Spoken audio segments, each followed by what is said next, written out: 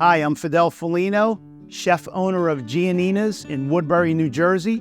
And today for Ash Wednesday and Valentine's Day, we're cooking for you crab and shrimp in a blush sauce with capellini. This video is sponsored by Dry It Last, a family-owned business since 1986. They are the elite basement waterproofing and foundation repair specialist, located in Audubon, New Jersey, and licensed in Pennsylvania, New Jersey, and Delaware. Call 856-630-8333 for a free estimate, or visit them at www.dryitlast.com. So the first thing we want to do is make sure our pan's nice and hot. We're going to add a little bit of olive oil to it. So we add the olive oil. We're going to add the shrimp in. Should get a nice sizzle here. At this point, I usually like to season my shrimp a little bit.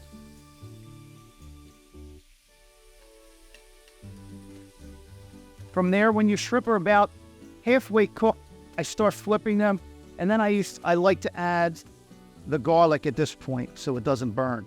You add it in the beginning, it tends to burn. I like to add the garlic in at this point. And after that cooks for a second,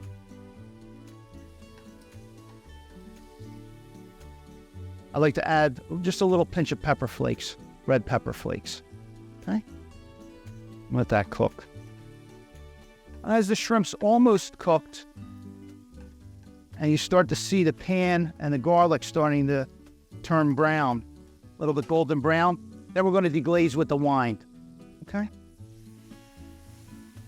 The important thing here is to try to, make the wine reduce. We want to reduce the wine.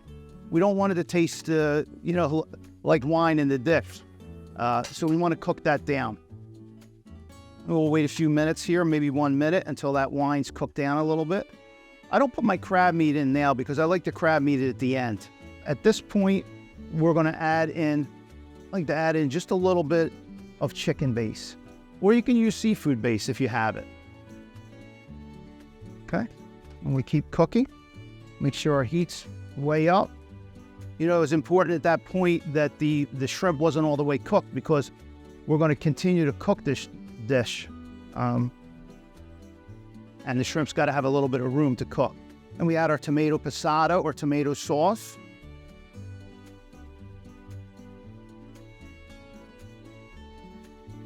Now let that cook for a minute.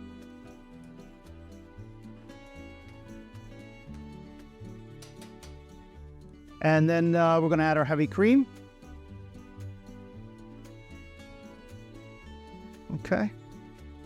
Eyeball it a little bit. If it looks like too much, you can always add a little bit more on the next, near the very end. You want to make sure the color is right.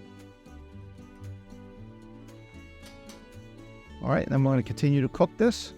And then at this point, once this reduces and tightens up and gets a little bit thicker, then I'm going to add my crab meat in. And at this point, sometimes I'll taste it, just the seasoning. Well, especially when you're adding chicken base or seafood stock, you want to make sure you don't make it too salty. And we're going to add Romano later, so we also don't want to make it too salty. I'm going to add a little bit of salt, pepper.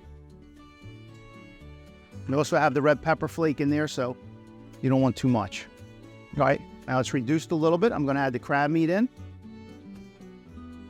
And I have 7 ounces of cooked capellini. I'm going to add just a little bit of the Romano, mix it up, and I'm going to add my pasta.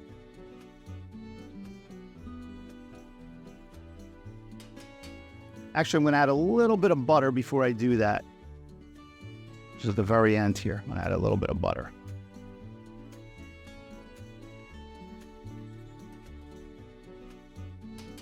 I'm going to add the pasta in.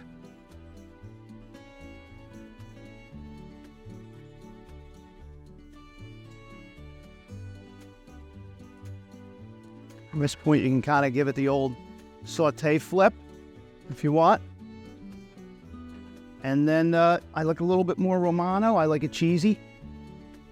A lot of people do.